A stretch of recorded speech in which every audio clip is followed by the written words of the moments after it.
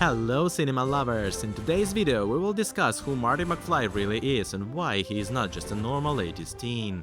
At first glance, Marty McFly can be read as a typical 80s teenager, but that reading doesn't really hold up.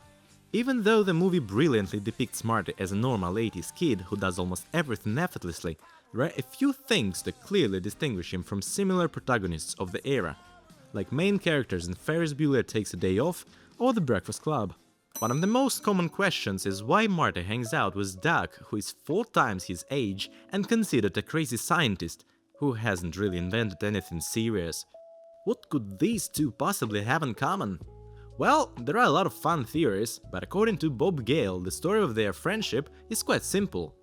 Young Marty heard that Doug was a dangerous lunatic and, being a curious teenager, snuck into his lab at around the age of 14. Doug found him there, but instead of getting angry, he appreciated Marty's curiosity and hired him as a part-time assistant, establishing a close uncle and nephew style bond. As has been outlined many times by the creators of Back to the Future and Michael J. Fox himself, Marty is not the kind of person who makes typical choices. On the surface, Marty is great at playing guitar, singing, skateboarding, has boxing skills, and is dating a typical 80s dream girl, Jennifer. But beyond these visible traits, he is also a highly capable communicator, often in surprisingly creative ways. He mentors George in how to approach Lorraine and handles tense situations without losing his composure, style or bravado. This becomes especially clear in how he navigates risky and often absurd situations without losing his ease or charisma. Let me explain. The original actor cast as Marty was Eric Stoltz. As a serious method actor, Stoltz approached certain scenes as a personal tragedies, which makes sense considering the premise of being stuck in a time you don't belong to. Michael, on the other hand, saw the script as a straight-up comedy. That's why we almost never see the main character truly struggle. Beyond bringing more agility to the role, Michael J. Fox also brought parts of his own personality, most notably, the ability to smile in the face of danger. As Michael J. Fox reflects on his early Hollywood years, I was naturally attracted to danger and put myself in risky situations too many times. I had the ridiculous sense that I would always survive. Unlike Michael in real life, Marty faces a different kind of danger, repeatedly, and handles it remarkably well for a 17-year-old high schooler. Let's count.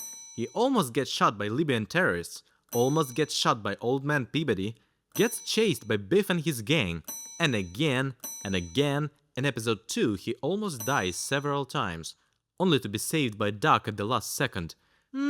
Maybe the word almost is doing too much work here. But that's something we will come back to in the next video. Chased by Indians, a bear finds himself in a shooting standoff with Buford Tannen, saved by a piece of a stove. He comes out of all these situations as a winner, most of the time without a time machine. Leaving aside Marty's personality, even his iconic 4-layer outfit is an unusual choice. If you look closer, you'll notice 3 pins on his jacket. The most interesting one comes from a landmark 1917 exhibition at the Hayward Gallery in London, Art and Revolution, Soviet art and design since 1917, which focused on early Soviet avant-garde, architecture and design. Even for someone as unusual as Marty, it's hard to explain how he would end up with that pin. He would have been no older than 4 when the exhibition took place. The other 2 pins are a boomerang-shaped guitar pick and, unsurprisingly, a guitar, although a bass one, which is slightly inaccurate but still fits the character. After looking into the production context of the film, I don't think there is any deeper symbolic meaning here.